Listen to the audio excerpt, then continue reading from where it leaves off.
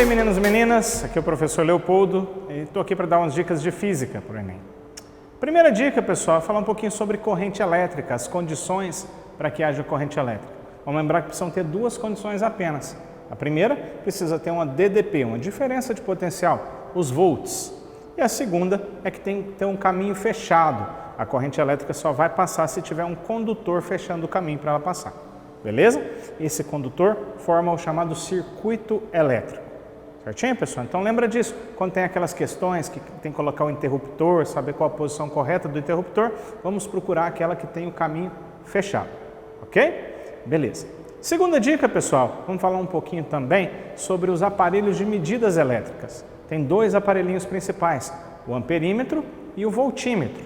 Os nomes te contam, o amperímetro vai medir ampere, corrente elétrica, enquanto o voltímetro mede volts, DDPs.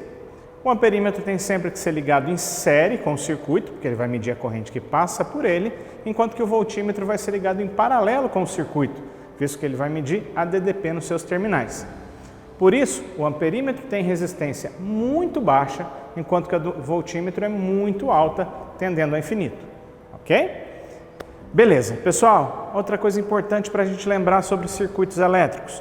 A gente tem circuitos com associação em série, em paralelo e mista. Quando eu tenho associação em série, a corrente elétrica que passa pelos resistores é a mesma.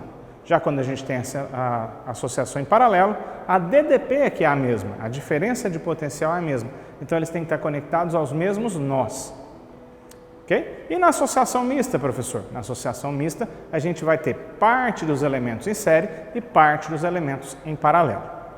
E por fim, pessoal, vamos lembrar um pouquinho da blindagem eletrostática. O que é a blindagem eletrostática? É um dos fenômenos que explicam por que o lugar mais seguro durante uma tempestade é o interior de um carro ou de um avião.